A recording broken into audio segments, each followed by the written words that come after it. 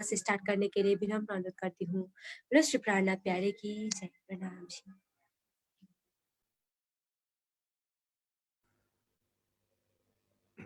प्रणाम जी सुंदर साथ जी। बोलो श्री प्राणनाथ प्यारे की जय। प्यारे सुंदर साथ जी, कुछ भारत के सुंदर साथ को थोड़ा सा समझने में दिक्कत हो रहा था, तो उनके लिए मैं एक बार फिर से दोहरा देता हूँ। कल जो है जो क्विज होगा उसमें आपको प्रश्न समझ में नहीं आया है तो आप 2 बार पूछ सकते हैं, 4 बार पूछ सकते हैं कि प्रश्न हमको समझ में नहीं आया। एक बार प्रश्न आप जवाब देना शुरू कर दिया, आपका समय गिनती शुरू हो जाएगा और प्रणाम जी बोलने के पश्चात लोक मान लिया जाएगा। उसके बाद प्रश्न बदल नहीं सकेंगे, प्रश्न का उत्तर मतलब बदल नहीं सकेंगे।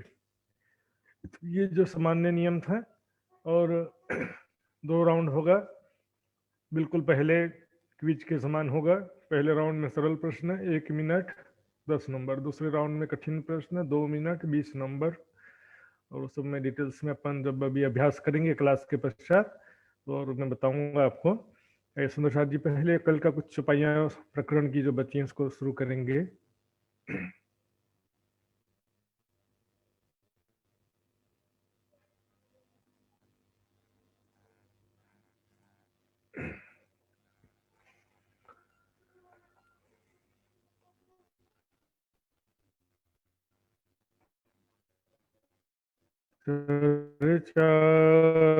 प्रारंभ होत है सुनो जो राज श्यामा श्री प्राणनाथ सखी जीवन हमारो ये श्री महामत कहे साथ जी बया चर्चा का बखत अब तुम सुनियो चित दे लाल आगे आए बैठे न तखत लाल आगे आए बैठे न तखत। 5 किरंतन करके फिर दाखिल किए कलाम तब ही पहुंची हक को हुई मेहर ऊपर इस्लाम हुई मेहर ऊपर इस्लाम। इन समय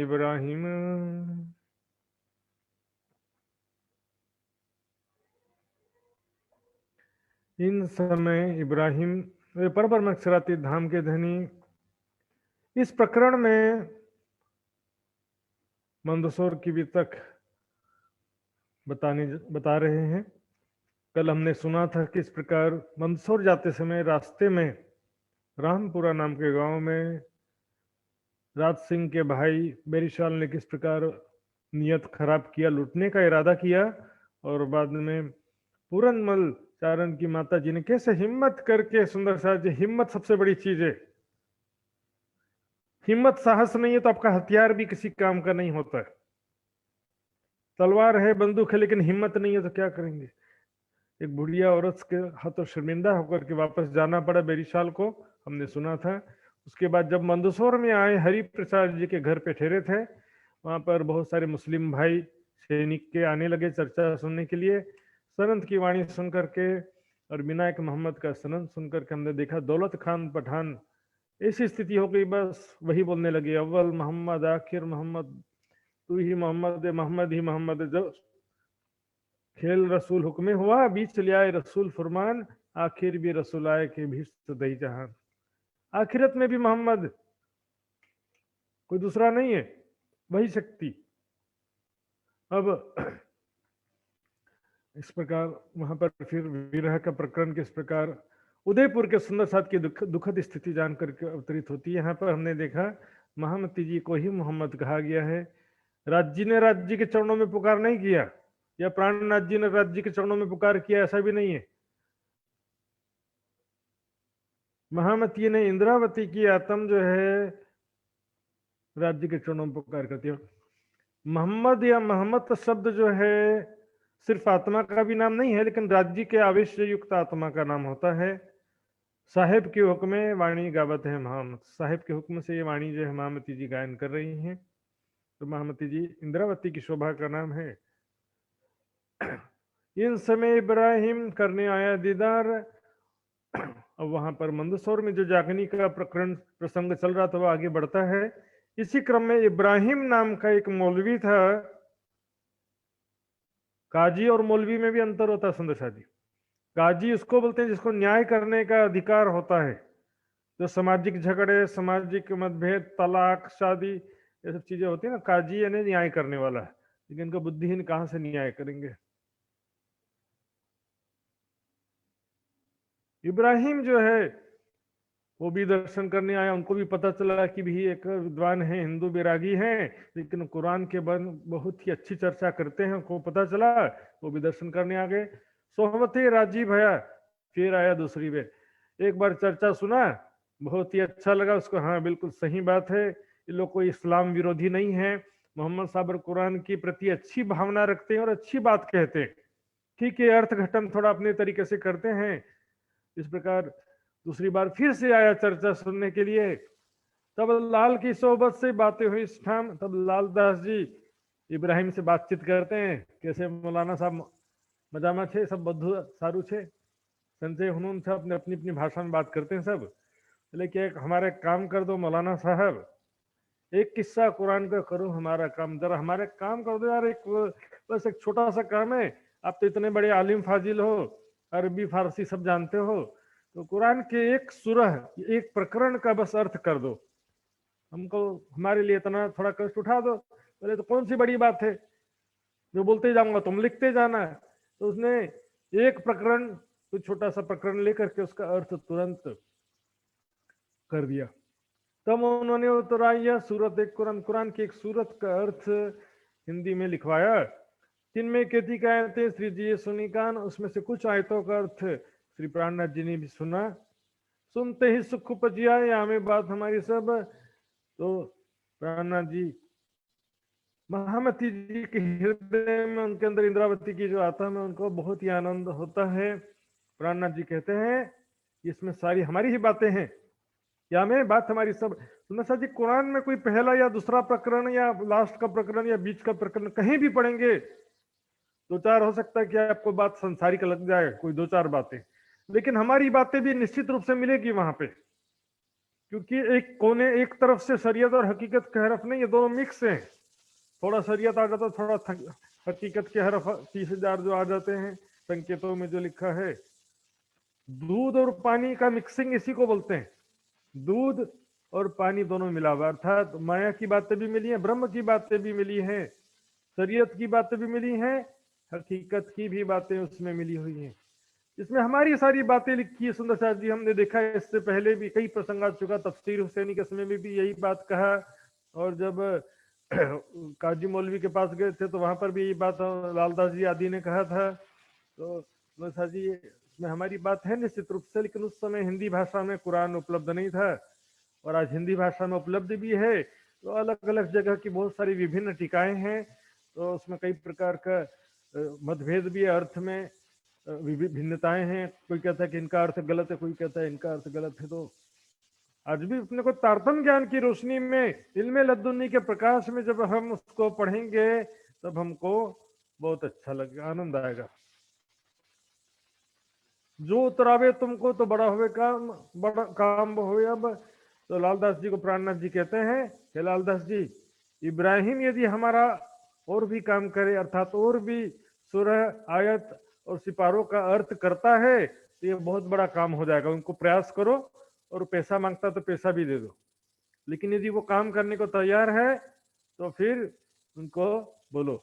तब उनसे बातें करी, कहे मैं उतराऊं कलम। तब इब्राहिम से बातें किया लालदास जी ने, बोला मुझे कोई एतराज नहीं, मैं इसका अर्थ करने के लिए तैयार हूं।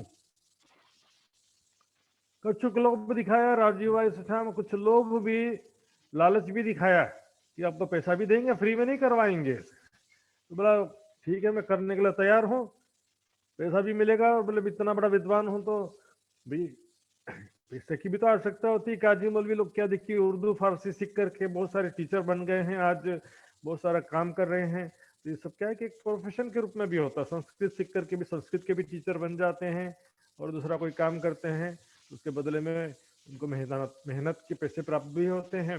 रात को एक खड़ा हुआ, सुरा हुआ, शुरू हुआ सिपारा 16वां। अब सुबह आकर के वो इब्राहिम बैठ गया और दोनों लालदास जी के साथ मिल करके 16वें सिपारे का अर्थ लिखना शुरू किए। कुरान में कितने सिपारे हैं? 30।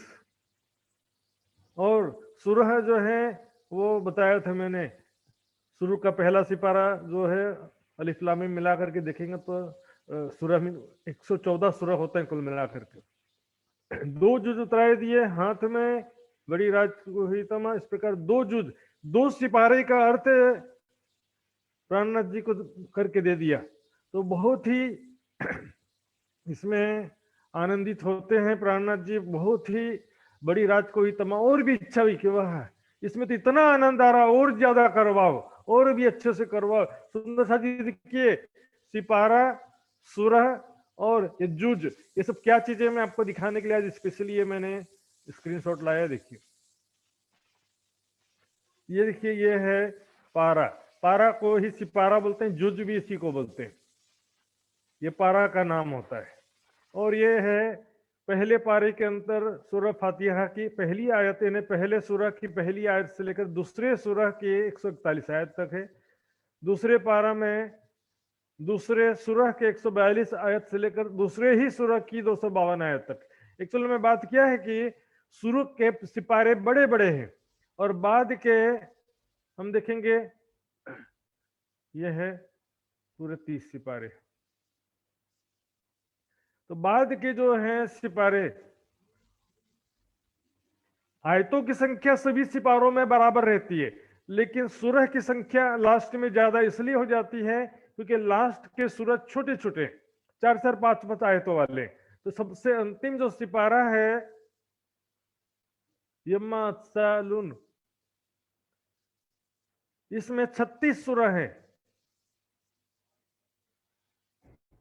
अम्मा यतसालुन, इसी को वित्तक में वाणी में छुपाई आता है।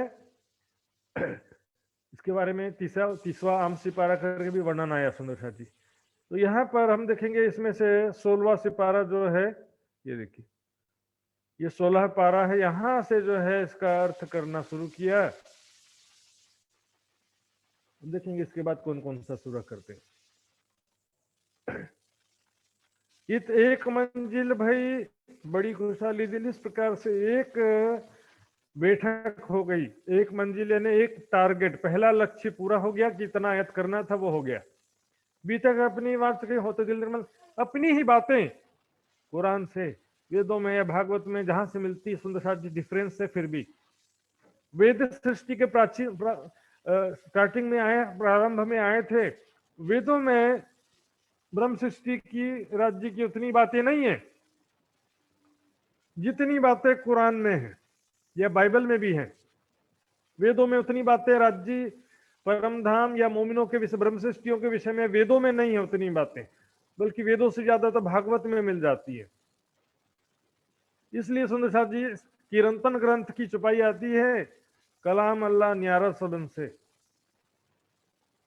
सभी ग्रंथों में कलाम अल्लाह सबसे भिन्न है, ऐसा कह रहे हैं, क्योंकि उसमें जो है कुछ डिफरेंट, जो अन्य ग्रंथों में जितना विस्तार से नहीं है उतनी बातें लिखी है। यहां तक कि भागवत में भी उतनी बातें नहीं है। मोमिनों की बातें, अर्श के मोमिन, परम धाम के मोमिन, और परम धाम के विषय में भागवत में क्या है बताओ? मैं तो कोई बात नहीं है भागवत परम धाम के विषय में। वेदों में भी कोई विशेष बात नहीं है।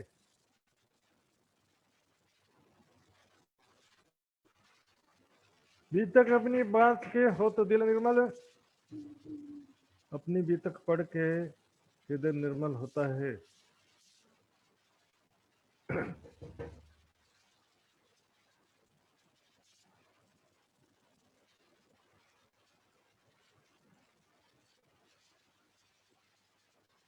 एक ठोर रात को बंगले उतारत हैं कुरान। अपनी ही बातें जब सुनते हैं सुंदर साथ जी तो मन में बहुत आनंद होता है कि हमारी बातें सुंदर साथ जी, मोमिनों के विषय में जो तारीफ लिखा है, खुदा की राह में कुर्बानी करने वाले मोमिन, आखिरत में आने वाले मोमिन, मोहम्मद के भाई मोमिन, एक प्रमाण मिलता है तो हृदय में विश्वास पक्का होता है हृदय द्रवित होता है, कोमल होता है, निर्मल होता है। लाल इब्राहिम बैठत राज पासे पौड़े सुने कान। वहां पर रात को बंगला में बैठ करके, एक बंगला है वहां पर, पन्ना जी वाला बंगला नहीं है, ये तो प्रसंग मंदसौर का चल रहा है। वहां पर बैठ कर कुरान के अर्थ गठन कर रहे हैं, उसको लिखते जा रहे हैं। लाल इब्राहिम बैठे थे राज पास से पौड़े सुने का। लाल और इब्राहिम वहां पर बैठ करके पास में प्राणनाथ जी लेटे लेटे सुन रहे हैं। लाल इब्राहिम इब्राहिम बोलते जा रहे हैं और लालदास जी लिखते जा रहे हैं।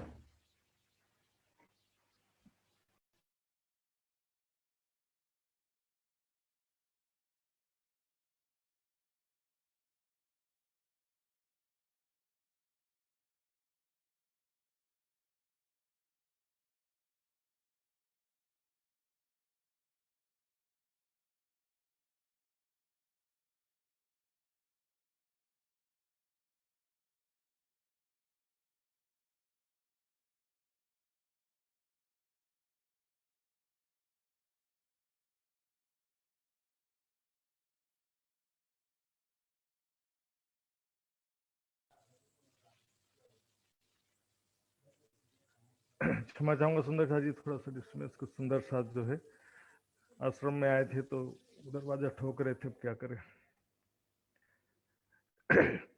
एक थोर रात को बंगले उतारत है कुरान। वहां पर रात में बंगले में बैठ करके आयते उतार रहे थे। लाल इब्राहिम इब्राहिम जी बोलते जा रहे थे, लालदास जी लिखते जा रहे थे। पास में बैठ करके प्राणनाथ जी सुन रहे थे।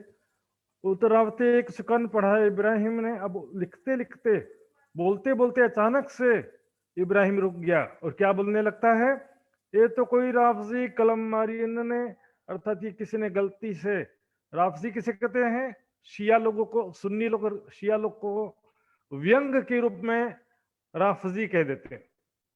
राफजी का मतलब होता है राह से भटके हुए, राफजी राह से भटके हुए, एक प्रकार से एक दूसरे को व्यंग्यात्मक बातें करते हैं।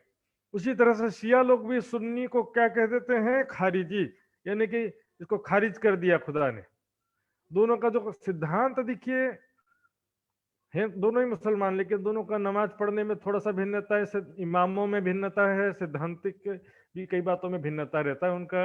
हम देखते हैं सुन्नी मुसलमान ज्यादा कट्टर होते हैं, शिया मुसलमान ज्यादा फ्लेक्सिबल होते हैं तरीकत की बंदी के हिसाब से। अली के बताए मार्ग पर चलने वाले हैं वो हैं शिया, और बाकी जो तीन थे अबू बकर उस्मान उमर, उनके बताए रास्ते पर चलने वाले सुन्नी हैं। हालांकि चारों खलीफाओं के बाद में मुआविया और यजीद भी हुए थे, अब कौन किसके बताए रास्ते पे चल रहा है ये भी पता नहीं चलता। हो सकता है मुआविया और यजीद ने कोई रास्ता बीच में डाल दिया हो। तो सुंदर शाह जी आइए।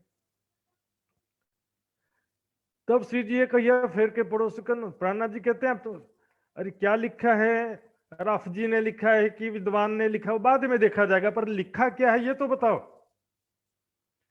ये तुम क्या कहिए फिर हमें सुनाओ, कौन उसको हमको फिर से सुनाओ, क्या कहते कहते रुक गए आप। तब कहा इब्राहिम ने, इब्राहिम कहता कि यहाँ पर ऐसा लिखा है कि जो सुन्नी मुसलमान, जो भी सुन्नी मुसलमान है, सुन्नी कहते सुंदर साहब जी, सुनने वाले को सुन्नी नहीं बोलते, जो सुन्नत का पालन करता उसको सुन्नी बोलते हैं। सुन करके ईमान लाने वाले को सुन्नी नहीं कहते। सुन्नत क्या होता देखिए, एक्चुअल में सुन्नत का मेन परिभाषा है कि मोहम्मद साहब ने जो तरीका इख्तियार किया था, जो रहने का, बंदगी का जो भी तरीका इख्तियार किया था, मतलब जो पालन करते थे, सेम टू सेम मोहम्मद साहब के बताए तरीके पे चलने वाले को सुन्नी बोलते हैं। अर्थात मोहम्मद साहब जो तरीका बताए उसको सुन्नत कहते हैं, और उस तरीकों पर चलने वाले को सुन्नी कहते हैं। इस विषय में श्रीमुखवाणी में एक बात कही गई है। इब्राहिम का जो प्रसंग आता है, इब्राहिम की जो पहली पत्नी थी सायरा, उसका कोई पुत्र नहीं था तो उसको छोड़ दिया था, तो जंगल में जाकर के रहती थी। फिर दूसरी पत्नी आ गई हाजरा, नाम थोड़ा उलट फिर हो सकता है, थोड़ा कंफ्यूजन हो रहा है दो में। तो दूसरी पत्नी जो उससे शादी किया तो उससे एक पुत्र पैदा हो गया, ठीक है। अब उसके जो है एक बार जंगल गया था, तो जंगल में जो पत्नी रहती थी उसके साथ भी रात में रुक गया, तो वहां से भी एक और पुत्र हो गया, तो 2 बेटे हो गए। तो अब जंगल में जो पत्नी को साथ में उसने संपर्क किया, इसलिए उसके ऊपर आरोप लग गया कि भाई इसको सजा सुनाना पड़ेगा। तो सजा के तौर पर वैसे तो क्या था कि कत्ल कर दिया जाए। बोले ये तो बादशाह का कत्ल कर देंगे, तो फिर बादशाह का कत्ल कर देंगे तो फिर कैसे चलेगा काम, क्या बचेगा फिर? तो क्या ऐसा करते हैं, जो जो अंगों से, जिन अंगों लोपिया फरमान, जिन जिन अंगों से उसने अपनी स्त्री को टच किया वो अंग काट दो। जैसे हाथों से टच किया तो हाथ काट दो, मुंह से टच किया तो मुंह काट दो। लेकिन बोले ऐसे भी तो मर जाएगा, फिर ऐसे में भी कहां बचेगा वो। तो फिर क्या किए, मुंह काटने के बजाय मुंह के आसपास की दाढ़ी काट ली। ध्यान से सुन दशरथ जी, मुंह कटिंग करने के बजाय आसपास की दाढ़ी, बाल होता है ना, बाल ऊपर देखते मुसलमान भाई लोग मूछ नहीं रखते हैं, और दाढ़ी भी थोड़ा कट रहता है नीचे। मूछ मूंड दाढ़ी रखें या दिन मुसलमान।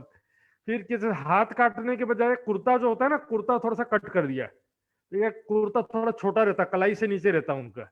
इसी तरह से पजामा, पैर काटना था तो पैर के बदले में पैजामा थोड़ा काट दिया नीचे से, तो पैजामा थोड़ा ऊपर हो गया नीचे से। इस तरह से उन लोगों ने एडजस्टमेंट किया। जिन अंगों लोपिया फरमान, जो भी अंगों से उसने पाप किया तो उनको काटने का आदेश हुआ था। अब हुआ क्या कि कान्हा जी कहते हैं, इब्राहिम सिर लानत कही, जो पढ़ो सुन्नत बड़ी कर लई।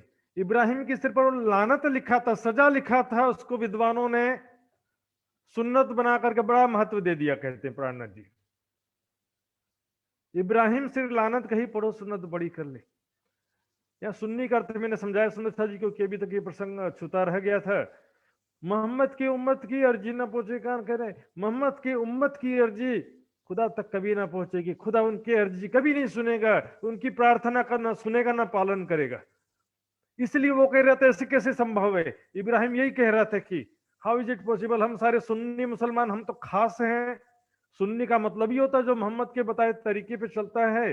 तो फिर हमारी भी अर्जी नहीं सुनेगा तो फिर किसकी अर्जी सुनेगा खुदा?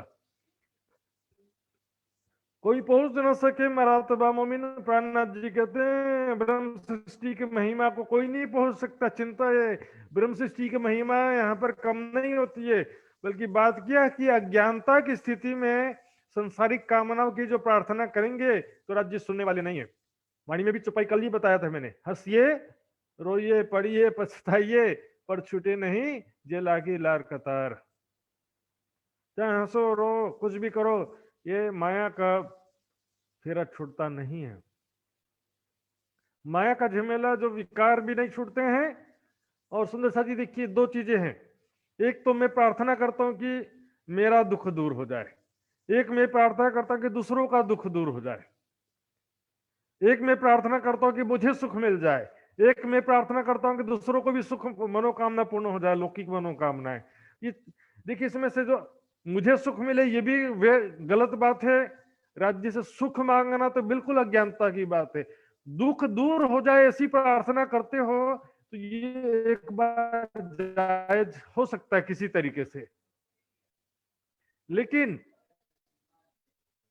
दूसरों के लिए बोलो तो और ज्यादा अच्छा कि फलाना सुंदर साथ का दुख दूर हो जाए, ये भी सुनेंगे राज जी। आप अपने लिए बोलोगे तो कभी ना भी सुने जी। और कुरान में ही लिखा है, अच्छी सिफारिश, दूसरों के लिए अच्छी सिफारिश यानी अच्छी प्रार्थना करोगे, अच्छे कार्य के लिए प्रार्थना करोगे तो खुदा जो है उसको भी उसकी भी इच्छा पूरी करेगा और तुमको भी फायदा देगा। लेकिन बुरी प्रार्थना करोगे, दूसरों के लिए, बुरे लोगों के लिए प्रार्थना करोगे तो उसका भी भला तो होने वाला नहीं है, तुम्हारा भी नुकसान जरूर हो जाएगा। इसलिए कभी किसी पापी के लिए, बुरे व्यक्ति के लिए राज्य से प्रार्थना नहीं करना चाहिए कभी भी। तुम हरफ ना फिराओ इनका जैसा लिखा है कह रहे, जो लिखा है सही लिखा है।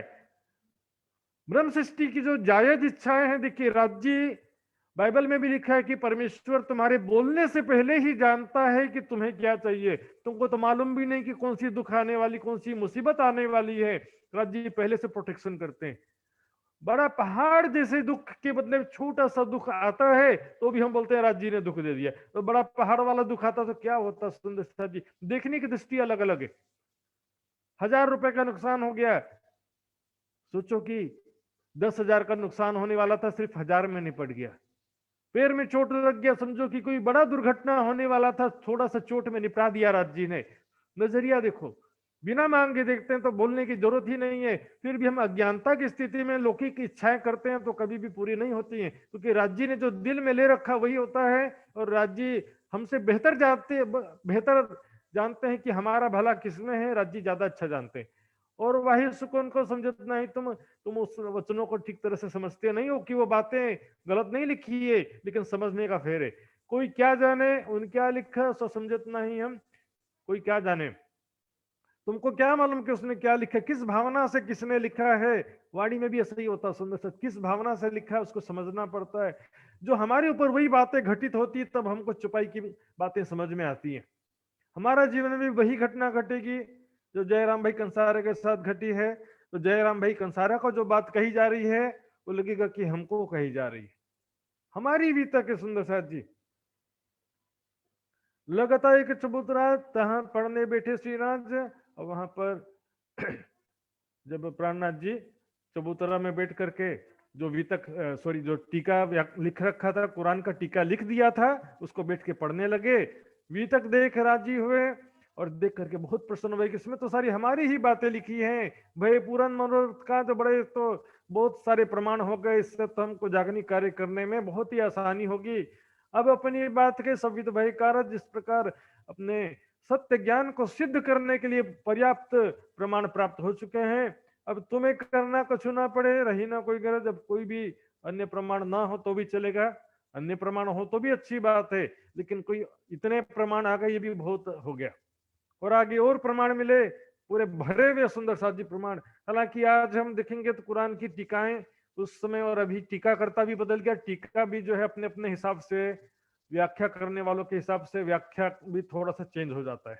इसलिए बहुत सारी चीजें उस समय के हिसाब से बराबर सेम टू सेम आज नहीं मिलती हैं, लेकिन तारतम्य ज्ञान की रोशनी में देखेंगे तो आज भी हमको सैकड़ों प्रमाण मिलते हैं। 30,000 हरफ है सुंदर साथ जी, कम नहीं है।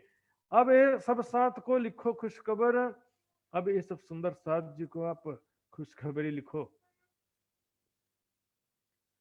सब सुंदर साथ जी को चिट्ठी लिखो, खुशखबरी लिखो कि कुरान से और भी बहुत सारे प्रमाण मिल गए। पहले एक बार चिट्ठी लिखा था, याद है, सुनियो भीम मुकुंद जी, उद्धव केशव श्याम।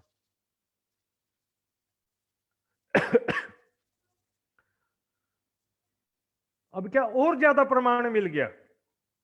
लिखने बैठे संध्या को, शाम के समय से लिखने बैठे थे, जहां लो अरुण उदय, अगले दिन सुबह सूर्य उदय हो गया सुंदर साथ जी। 12 घंटे से भी ज्यादा समय तक लिखते लिखते। अब सुबह होने के बाद क्या है, इब्राहिम जाए अपने घरों, लाल दातुन पानी करे। इब्राहिम अपने घर जाते हैं और लाल फिर सुबह में बोले अब कहाँ सोऊंगा, दंत मंजन कर लिया जाए करके। सुंदर साथ जी जागनी कार्य, आप कोई साहित्य का प्रकाशन करना है, आपको प्रूफ रीडिंग में रातों रात गुजार देते हैं सुंदर साथ जी, आपको तो फ्री में मिलता है।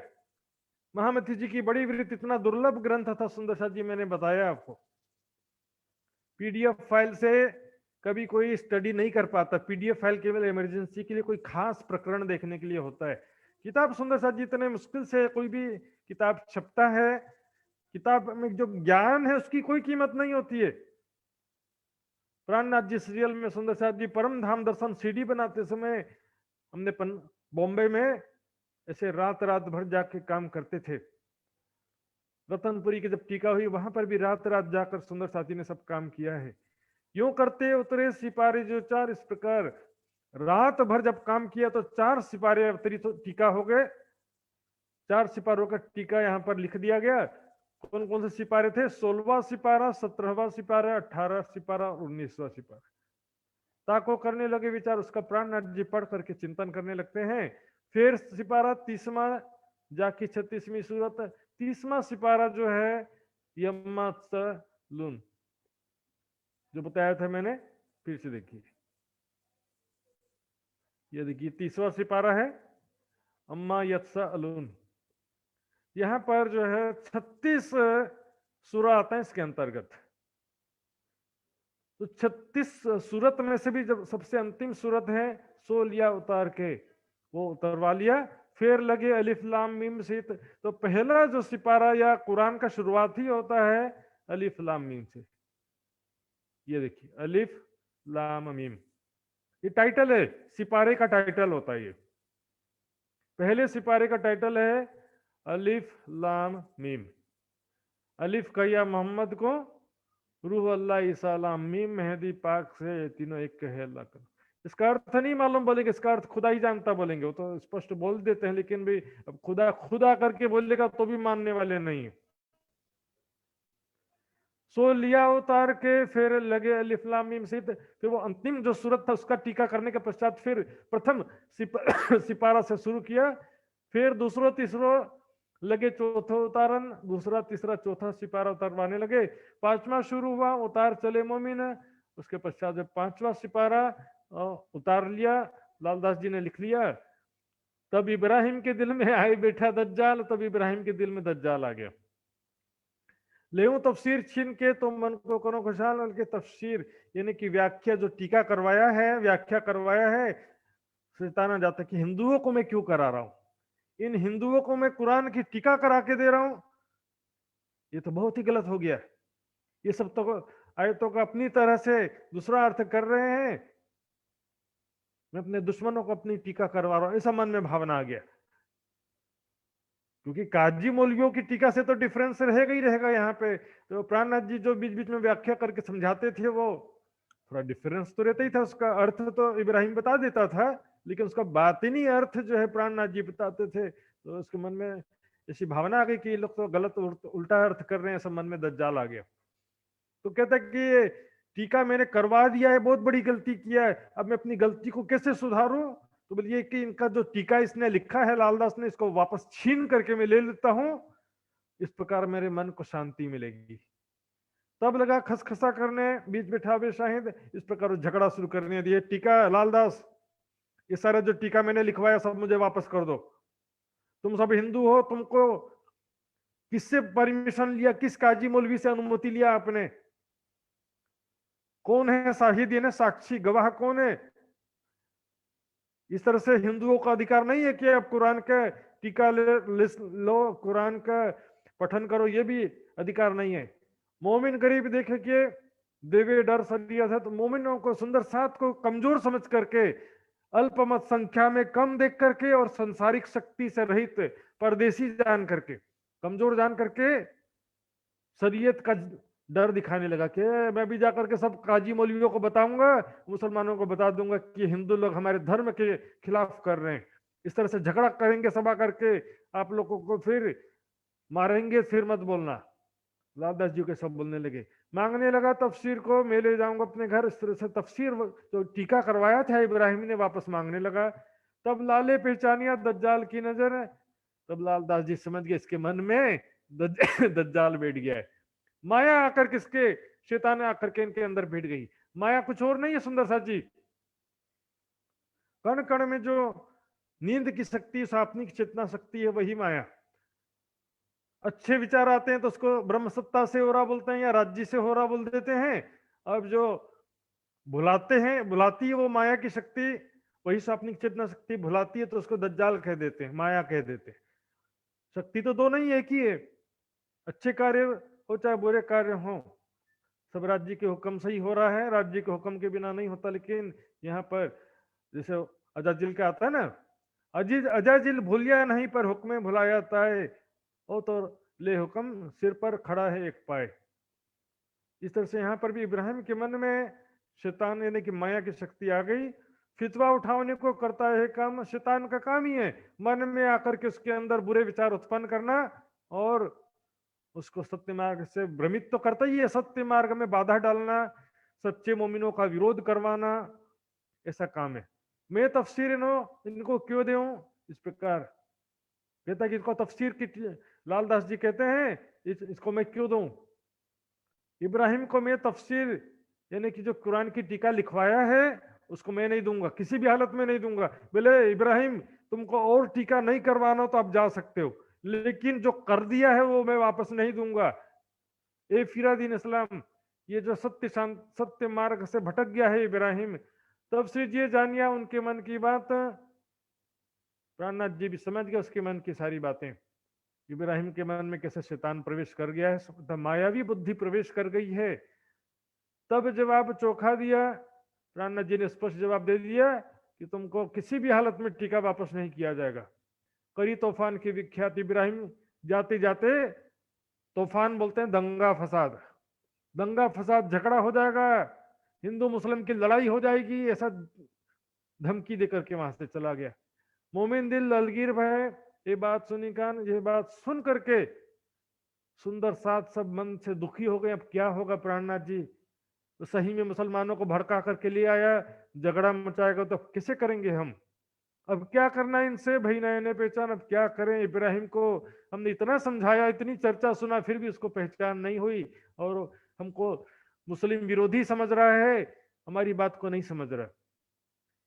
निजानंद संप्रदाय न हिंदू विरोधी है न मुस्लिम विरोधी है, लेकिन ये पंडित विरोधी जरूर कह सकते हैं, काजी मौलवी के विरोधी भी कह सकते हैं, क्योंकि पंडित काजी मौलवी ही कुरान विरोधी है। ये बात सुनी पठान ने, दौड़ के आया कदम। अब ये बात जो सुना मोहब्बत खान पठान, आगे नाम आता है, यहां पर केवल पठान लिखा है, लेकिन आगे की चौपाइयों में आता है, देखिए मोहब्बत खान। मोहब्बत खान पठान ने जब सुना कि ऐसी ऐसी बात हुई है, प्राणनाथ जी के चरणों में शीघ्रता से आया दौड़ते हुए। देख श्री श्री साहिब को दलगीर उन सौंपी थी आत्म, उसने प्राणनाथ जी के चरणों में वो समर्पित था, पूर्ण विश्वास लाया था वो। प्राणनाथ जी और सुंदर साथ को दुखी देख करके कहता है, सो कहे भाई आप दलगीर, आप किस कारण दुखी हैं मेरे हादी।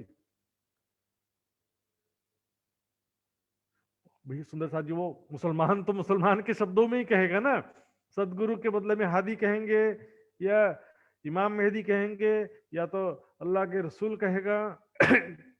सो बात सुनाई कान, उनको बता दिया सुंदर साथ ने, ऐसी सी बात हुई है, इब्राहिम झगड़ा करने की धमकी देकर के गया है।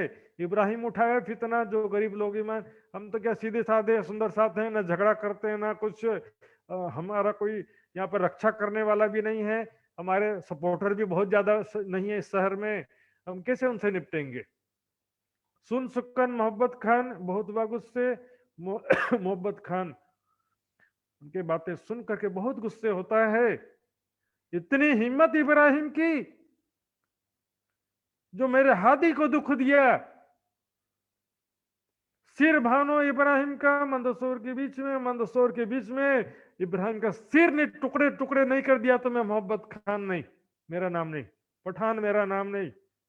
इब्राहिम की इतनी हिम्मत कि मेरे हादी को धमकी देकर के गया। यहां से उठ धाइया गया इब्राहिम के घर, इब्राहिम के घर तुरंत अभी मैं जाके खबर लेता हूं इब्राहिम की, मंसूर के बीच में उसका सिर फोड़ दूंगा, ऐसा कहा था ना, इसलिए कुत का बड़ा सा लाठी लेकर के हाथ में गया, लठ से सिर फोड़ दूंगा करके कुत का लिया, कांधे पे जाए किया सवाल जोर ऊपर। तो वहां पर इब्राहिम के घर गया तो इब्राहिम तो नहीं था, उसकी पत्नी निकली, उसकी पत्नी से सवाल करता है, कहाँ गया इब्राहिम, दई गाल जुबान, मुख से गाली देते हुए। अब मैं तो गाली नहीं दे सकता, सुंदर सारी समझने की बात है, लिखा भी नहीं जा सकता, इसलिए मुख से गाली देते हुए अपशब्द कहती है, उस दुष्ट इब्राहिम को बाहर भेजो, अभी मैं उससे हिसाब लेता हूं, कितना ताकत है जरा सामने आए। लेकिन पत्नी कहती कि वो तो नहीं है घर पे। तब वो मुनकर भाई वो तो गए निकाह सुनाने का, मतलब निकाह सुनाने के लिए गए हैं, निकाह करते ना, कबूल है कबूल है कबूल है, निकाह सुनाने के लिए गए, निकाह पढ़ने के लिए गए। ये चला गया तहां ही जाए कि किया और वहीं पहुंच गया है। बोले शादी में कौन झमेला करे, ऐसा नहीं, शादी जहां हो रहा था सनाइयां बज रही थी, पे पे पे सहनाइयां बज रही थी, बड़ा अच्छा म्यूजिक चल रहा था, लोग हंस रहे थे, खेल रहे थे, अच्छा अच्छा कपड़ा पहन करके एंजॉय कर रहे थे, वहीं पहुंच गया। जाए कि किया शोर, वहां पर चिल्लाने लगा, इब्राहिम बाहर निकल, तेरी इतनी हिम्मत, आज जरा बाहर आ, मेरे को समझा तो कितना बड़ा ज्ञानी है, तुझे आज मैं जिंदा नहीं छोड़ूंगा, बाहर निकल। सर चिल्लाने लगा।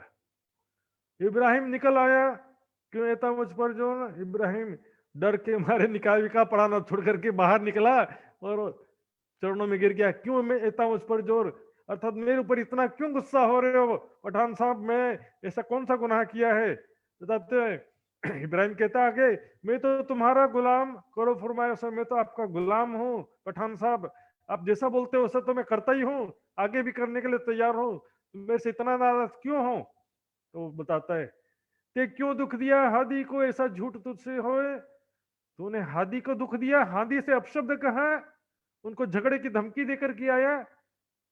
और पहले क्या कहा था तूने? ते मेरे आगे कहिया, ये मेरे मुरब्बी, वो मेरे पूज्य हैं, मेरे संरक्षक हैं, मेरे प्रिय सम्माननीय आदरणीय है, ऐसा कहा था तूने, और अब झूठा हो गया तूने, ऐसा झूठ तुझसे होए। क्या झूठ हो गया? अब जाकर के कहता है कि शरीयत की साक्षी दिलाओ, तो शरीयत का ठेकेदार है, मार डालो तुझको, दोबारा सल्की ना छोड़ो क्यों कर।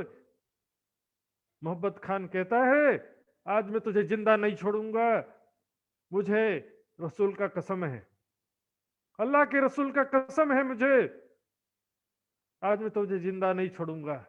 तब लगा उनके कदमों, हुआ आगे गीदड़ हुआ इन पर, गीदड़ के समान सामने गिड़गिड़ाने लगा। गीदड़ किसे कहते हैं सुंदर साथ जी, मालूम है आपको? एक तो शेर होता है और एक कुत्ता होता है, दोनों बीच की स्थिति है गीदड़। शेर तो ऐसा दहाड़ता है, हिम्मत होता है, ताकत भी होता है। कुत्ता के पास ना हिम्मत होता है ना ताकत होता है। गीदड़ बीच का लेवल है, जहां से जरा सा कुत्ता भौंकेगा तो भागेंगे जान बचाने के लिए, गीदड़ हो जाते हैं मुझे मत मारो, मुझे मत मारो। और जहां पर देखते हैं कि वहां कोई छोटा जीव है तो जाकर के शेर बन जाता है, हम भी शेर से कम नहीं है। ज्यादातर शेर का खाने के बाद जो बचा हुआ रहता है ना, वही खाते हैं इन लोग। गीदड़ का मतलब है कि सामने गीदड़ भपकी, हिम्मत भी नहीं है, ताकत भी नहीं है, लेकिन सामने बड़ी बड़ी बातें करना। यहाँ पर अभी गिड़गिड़ाने लगता है, मुझे क्षमा कर दो, मैं अभी इससे गलती कभी नहीं करूंगा। तब मोहब्बत खान कहता है, जाए कदमों लागू उनके, जाए राजी कर्मों में, जा करके मेरे चरणों में प्रणाम मत कर, जाके हादी के चरणों में कदमों में जा करके उनसे माफी मांग, उनको राजी कर, वो तुझे माफ कर लेंगे, तब मैं तुझे माफ करूंगा। ना तो तुझे ना छोड़ू वे दलगीर दिल रोशन, नहीं तो मैं तुझे कभी भी छोड़ूंगा नहीं। इस प्रकार दिल से बहुत दुखी होते हैं कि मेरे हादी को इतना तकलीफ दिया तूने, ऐसी बात कहा मेरे हादी को। रात समय उठ के इब्राहिम आया धाए। अब अगले दिन, उस दिन तो रात हो गया था, सुबह सुबह उठ करके इब्राहिम प्राणनाथ जी के चरणों में दौड़ते हुए पहुंचता है। आए श्री जी के कदमों लगा, सिर न उठाए, सिर में उनके चरणों में सिर को जाके झुका देता है।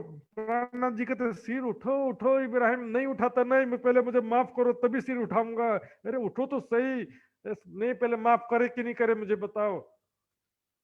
तो साथ में देखिए, तब नूर मोहम्मद बोलिया, उठ खड़ा हो मुर्दार। वहां पर नूर मोहम्मद खड़े थे, याद है ना? नूर मोहम्मद कौन थे? उदयपुर में जो जागृत हुए थे मुसलमान भाई, नूर मोहम्मद यहाँ पर खड़ा था। कहता, उठ खड़ा हो मुर्दार। मुर्दार का मतलब न जिसका चेतना मरे हुए के समान है, जो न ज्ञान है, न बुद्धि है, न समझदारी है। ज्ञान बुद्धि विवेक से रहित आदमी, विरह वैराग्य ज्ञान प्रेम से रहित आदमी को कहते हैं मुर्दार। बस पशुवत खाना सोना बच्चे पैदा करना, यही उनका जीवन। इसको क्या पशुवत जीवन कहा जाता है? पशु भी खाते हैं, पशु भी सोते हैं, पशु के भी बच्चे होते हैं कि नहीं होते? मारो कटारी पेट में थी हो जाए सोमा। नूर मोहम्मद कहता है, उठ खड़ा हो मुर्दार, तेरे पेट में अभी मेरी इच्छा ऐसी हो रही है कि तेरे पेट में कटारी मारूं और इधर तेरा काम तमाम कर दूं। पर क्या करूं, डरता हूं हादी से, पर क्या करूं, हादी से डरता हूं, इनका हुक्म ना है। नहीं तो ऐसा कभी भी पॉसिबल नहीं था, इतनी बेअदबी करके फिर जीवता उठ के जाए, इतना बदतमीजी करके और यहां से जिंदा चले जाए, तो मेरे रहते हुए ऐसा कभी भी संभव नहीं था। पेट में कटारी डालो, मेरी तो ऐसी इच्छा हो रही है।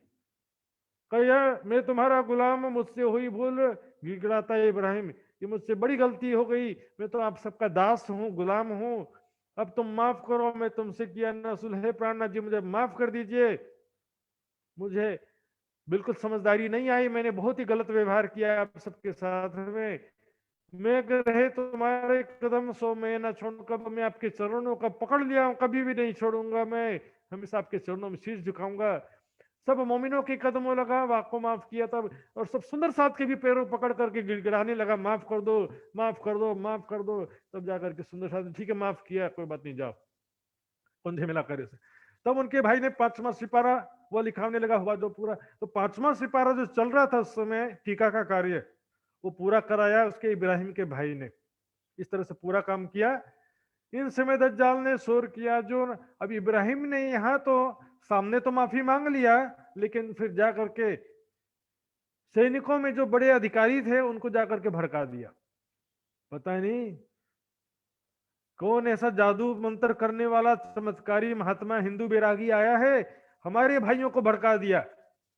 हमारे मुसलमान भाई हमारे खिलाफ हो गए हैं, जल्दी कुछ करना पड़ेगा, नहीं तो फिर धीरे धीरे सारे मुसलमान हिंदू बन जाएंगे। ऐसे देखिए, मुसलमान सोचते हैं कि मुसलमान हिंदू बन जाएंगे, सोचते नहीं कि काजी मौलवी लोग भड़काते हैं ऐसा, और हिंदू गुरु लोग और पंडित लोग ऐसा भड़काते हैं कि हिंदू मुसलमान बना देंगे। दोनों तरफ से प्रॉब्लम है। मैंने बताया था, जाहिरी हिंदू के हिसाब से हम हिंदू भी नहीं है, जाहिरी मुसलमानों के हिसाब से मुसलमान भी नहीं है, लेकिन कुरान के हिसाब से असली मुसलमान हम हैं, वेदों शास्त्रों के हिसाब से असली हिंदू हम हैं। इसलिए ऐसी स्थिति हुई तो अब सुंदर साथ को पता चल गया कि जो सिपह सलार सेनापति है वो सैनिकों को भेज रहा है पकड़ने के लिए, हिंदू बैरागी को पकड़ो जा करके आदेश दे दिया है, सैनिक कभी भी आ सकते हैं। रहे साथी सब जुदे जुदे, कहा उचित ना हुआ मरो, अब सब सुंदर साथ अलग अलग हो जा रहने लगते हैं, क्योंकि एक साथ रहेंगे तो सब पकड़ में आ जाएंगे। सबको प्राणनाथ जी ने आदेश दिया कि सब अलग अलग जगह में जाओ और दिन में बस एक बार मिलेंगे और दिन भर अलग अलग रहेंगे और सब भिक्षा मांग करके भोजन खाएंगे और यहां पर लेकर के आएंगे। इतना सब होने के बाद भी सुंदर साथ जी के दिल में जरा भी दुख नहीं हुआ, इराद जी के प्रति अविश्वास नहीं हुआ, ईमान नहीं डगमगाया सुंदर साथ जी। आप तो जरा सा दुख होता तो हमारा ईमान डगमगा जाता है। छिप रहे जुदे जुदे अभी दीदार को एक बेर, अब दिन भर अलग अलग रहते थे, छिप करके रहते थे, और एक बार प्राणनाथ जी के दर्शन करने और सब सुंदर साथ आपस में मिलने के लिए एक बार बस आते थे।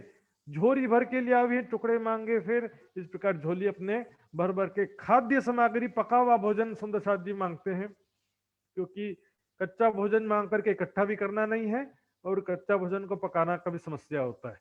तो टुकड़े से मतलब जो खाद्य पदार्थ जो भी है, रोटी चावल सब्जी जो भी देते हैं वो लेकर के आते हैं। श्री राज आरोगत हेत सो किनकी झोरी के, प्राणनाथ जी बड़े प्रेम से आरोगते हैं, सुंदर साथ जी लेकर के आए हैं। अब सुंदर साथ के दिल में कहीं किसी प्रकार का शर्मिंदगी तो नहीं हो रहा है, अहंकार तो चोट नहीं हो रहा है।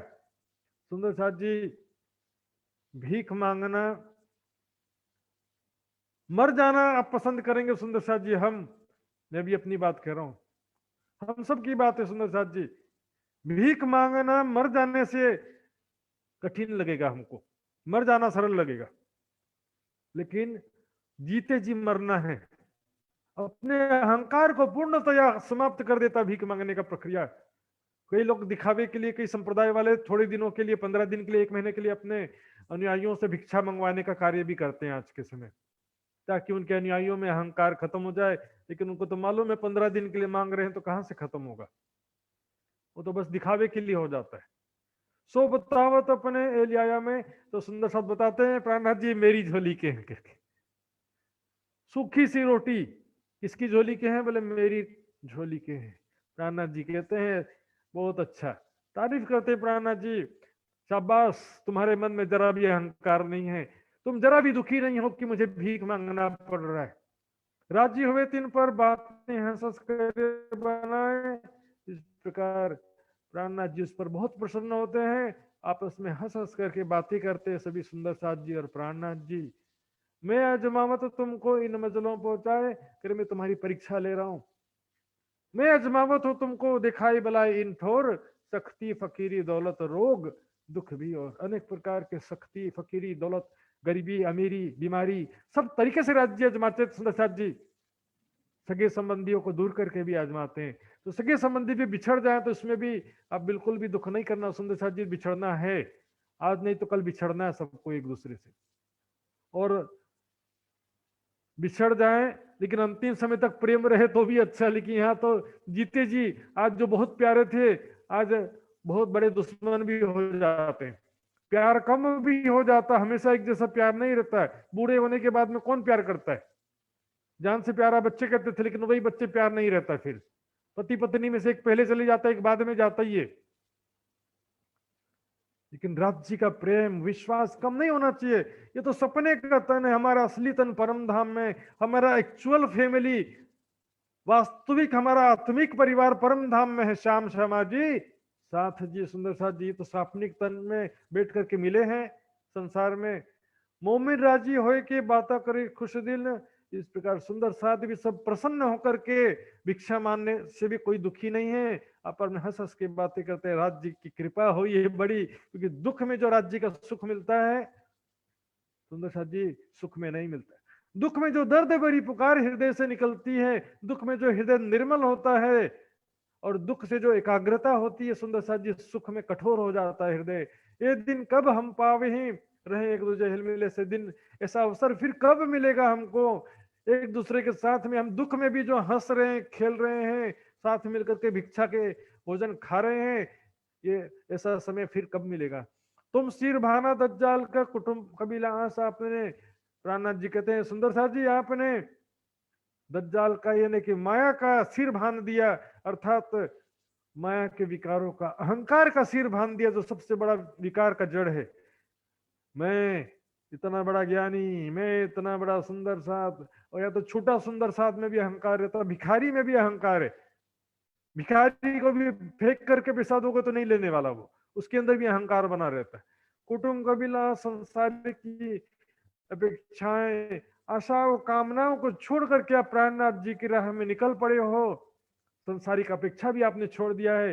रहे बहुत बल सूरत में, उनके चेहरे पे, सुंदर साथ के चेहरे पर अलौकिक आभा झलकती थी। संग जोश जबराइल खास धामधनी राज सुंदर साथ जी, मैंने बताया था राज्य के जोश की शक्ति के बिना हम कुछ भी नहीं कर सकते। ये सुंदर साथ जी जो इस स्थिति में है, भिक्षा मांगने पर भी दुखी नहीं है, राज्य के ईमान से प्रेम से परिपूर्ण है। ये सबके पीछे सुंदर साथ जी जोश की शक्ति कहा, धनी की जोश की शक्ति। यहाँ पर क्या देखिए, पर्यायवाची शब्द लिखा रहता है ज्यादातर जगह में, हम देखते हैं। और असराफिल आया जोश जबराइल आए संग, इसका मतलब दो नहीं हो गए। दुख से विरहा बुझे विरहे प्रेम इश्क, तो प्रेम और इश्क अलग अलग हो गया। इश्क उर्दू का शब्द, अरबी का शब्द है, प्रेम हिंदी का शब्द है। पर्यायवाची शब्द बहुत जगह प्रयोग हुआ है। एक इलम ले दौड़ही, एक ले दौड़े ज्ञान। तो क्या इलम और ज्ञान भी अलग अलग हो गया? श्री बाई जी इन समय सेवा करी मोमिन, बाईजूराज जी ने सब सुंदर साथ की बहुत सेवा किया इस दुख की घड़ी में। बड़े प्रेम से सबको भोजन कराया, प्रेम से हिम्मत दिया, सांत्वना दिया। सुंदर साथ जी, ये तो बस 2 दिन का राज्य का ये लीला है, ऐसा अवसर भी बार बार नहीं मिलेगा। जीवन में जब सुख आ जाएगा तो फिर ये अवसर कहाँ रहेगा? आपस दुख में राज्य का जो सुख है, संसारिक सुखों के समय वो दुख तो भी चला जाता है और राज्य का सुख भी चला जाता है। आत्मिक सुख तभी मिलता है जब शारीरिक दुख होता है। दिल बनाए आगे धरे हमेशा दिल मोमिन। बाईजूराज जी सब सुंदर साथ को जो भिक्षा में मांग करके लाए रहते हैं, सभी सुंदर साथ को सही तरीके से बराबर बराबर वितरित कर देती थी, प्रेम से उनको परोसती थी। बाईजूराज जी ने इस समय बहुत अच्छा सेवा किया। एक दूसरे को सेव ही हर भांत कर चित, इस समय सुंदर साथ जी भी एक दूसरे को प्रेम पूर्वक सेवा करते हैं, एक दूसरे को हर प्रकार से सांत्वना देते हैं, हिम्मत देते हैं। हित करें मिनो मैंने कहूं सकना पीठत, एक दूसरे की हित की भावना से एक दूसरे को समझाते हैं।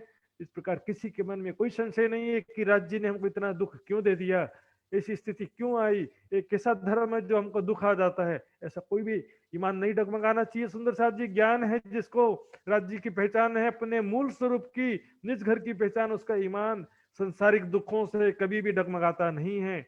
नानहा भाई चलिया मंदसौर के में, अब देखिए सुंदर साथ जी इसी बीच में नानहा भाई नाम के एक सुंदर साथ का धाम गमन हो गया। सुंदर साथ जी हमारे बीच में भी बड़ी दुखद घटना हुई थी कोरोना काल में।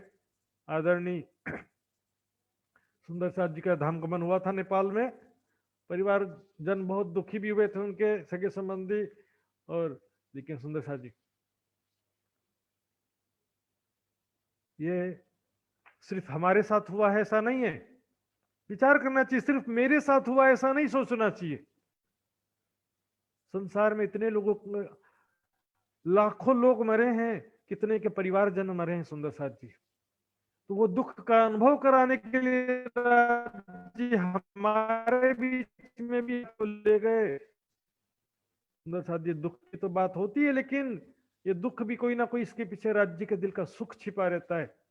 ए इलम अंदर यूं कहत है, ये जो निस्बत देखत है दुख, इनमें हक दिल के कई गुज है सुख। जो आत्माएं दुख देख रही हैं उसमें भी राज्य के दिल के कई सुख छिपे हैं। निश्चित रूप से राज्य महाराज शर्मिला जी का हर प्रकार का दुख दूर करेंगे, सहायता करेंगे सुंदर साथ जी, इसमें बिल्कुल भी। और सुंदर साथ को भी यथासंभव उनका सहायता करना चाहिए। कोई दुख की विशेष घड़ी है, उनको समस्या है आर्थिक रूप से भी, तो सुंदर साथ जी का अवश्य उनकी सहायता भी करिए। सुंदर साथ जी तुम जाए उनकी मुकुंदास को उत थे भेजे भाव सिंह के पास। अब यहाँ से मंदसौर में आने से पहले जो रामपुरा गांव में थे दुधलाई के डेरे में, वहां से मुकुंदास जी और 3 सुंदर साथ को औरंगाबाद भेजा था राजा भाव सिंह के पास। औरंगाबाद में, अभी नक्शा में दिखाता हूं आपको, ये देखिए सुंदर साथी, ये है उदयपुर, ये है रामपुरा और ये है मंदसौर। यहां से सुंदर साथ जी ये उज्जैन बुरहानपुर होते हुए ये है औरंगाबाद, काफी दूर पड़ता है। तो सबसे पहले यहां से किसको भेजा? मुकुंदास जी को भेजा कि जाओ राजा भाव सिंह से मुलाकात करो, बहुत धार्मिक व्यक्ति है, सुनने में आया है। तुम जाए उनकी खबर लो, हे जीविता को छुआ जाके उनकी खबर लो, कुछ धार्मिक रुचि वाला है कि नहीं है, ये ब्रह्म ज्ञान समझने में जिज्ञासा है कि नहीं है, ब्रह्म ज्ञान के प्रति कैसी भावना है, आत्मा के स्वरूप की पहचान करता है, कर पाता है कि नहीं कर पाता। जाओ उनको जरा समझाने का प्रयास करो। जो हमको बुलावी तो हम आवे, तो और यदि मुझे बुलाता है ज्ञान सुनने के लिए तो मैं भी आने के लिए तैयार हूं, हम भी जरूर आएंगे। तहां जाए के लिखो जैसा देखो तीत, वहां जाकर के हमको चिट्ठी लिखना, जैसी भी परिस्थिति होगी वहां पर। मुकुंदास जाए पहुंचे, भाव सिंह से किया मिला। अब ये जो भाव सिंह और मुकुंदास जी का प्रसंग है, ये अगले प्रकरण में विस्तार से आता है, बस यहाँ संक्षिप्त से यह बात बता दिया है कि राजा भाव सिंह से उन्होंने मुलाकात किया था, चर्चा उनसो रस पड़ी, और मुकुंदास जी की चर्चा सुन करके उसको और ज्यादा जिज्ञासा हुई और प्राणनाथ जी से मिलने की इच्छा होती है। उन कबूल किया, आप उन्हें स्वीकार करते हैं। कौन? राजा भाव सिंह। और प्राणनाथ जी को यहाँ पर लेकर के आओ, तुरंत आमंत्रित करते हैं, सादर आमंत्रित करते हैं कि बुद्ध निष्कलंक स्वरूप प्राणनाथ जी को यहाँ पर हमारे राज्य औरंगाबाद में तुरंत आप लेकर के आओ, यहाँ पर उनका स्वागत किया जाएगा, ज्ञान चर्चा सुना जाएगा। तब वहां से काशिद भेज दिया सीताब। तब मुकुंदास जी वहां से एक चिट्ठी लेकर के एक सुंदर साथ को भेजते हैं। मंदसौर आए पहुंचिया पाती लेके, तब वहां चिट्ठी लेकर के मंदसौर प्राणनाथ जी के पास में वो सुंदर साथ आते हैं। तुमने भली बात के लिखे थे सुकन, चिट्ठी में सारी बातें लिखी थी, किस प्रकार राजा भाव सिंह जागृत हुआ और किस प्रकार उन्होंने आपको सादर आमंत्रित किया है। पढ़ के आप राजी भय सब साथ मोमिन। इस प्रकार प्राणनाथ जी और सब सुंदर साथ पढ़ करके बहुत खुश होते हैं। ये समय वही था जो भिक्षा मांग करके जगह जगह छिपना पड़ रहा था, एक बार मिलने आते थे। इसी समय मुकुंदास जी को भेजा कब था? रामपुरा से। उस बीच में यह मंदसौर का सारा प्रसंग हुआ, जितने समय में, उतने समय में वहां पर राजा भाव सिंह को मुकुंदास जी ने जागृत कर दिया। तो अब यहाँ से सुंदर साथ मंदसौर से चलने का क्या उपाय? अब यहाँ पर वैसे भी अलग अलग छिप करके रह रहे थे, कोई जागरणी कार्य विशेष रूप से हो नहीं रहा था, तो यहाँ मंदसौर से चलने का उपाय करते हैं। साथ में सब तैयार, खबर सब पहुंचा। इस प्रकार सब सुंदर साथ को सूचित कर दिया, जो अलग अलग छिप करके बैठे रहते थे सबको सूचित किया, सब लोग तैयार हो जाओ, अब यहाँ से निकलना है। साथ सब भेले हुए चलने को होशियार, 8 महीने रहे वह हुक्म परवरदिगार। इस प्रकार 8 महीने मंदसौर में रहते हैं, 8 महीने, और सब सुंदर साथ अब चलने के लिए तैयार हो जाते हैं। श्री मोहम्मद के मोमिनो ए मंदसौर की भी तक, इस प्रकार ये मंदसौर की भी तक आपको बताई। अब यहाँ से आगे चले, सो कहो हुक्म किस प्रकार। अब यहाँ से आगे चलते हैं, वो सारी बात अगले प्रसंग में, अगले सेशन में हम सब सुने के सुंदर साथ जी। तो आइए चुपाई दोहराते हैं। बोलो श्री प्राणनाथ प्यारे की जय। श्री मोहम्मद कहे मोमिनो हे मंदसौर की बीता का, अब यहाँ से आए आगे चले, सो कहो हुक्म हक, सो कहो हुक्म हक। राम जी, सुंदर साथ जी,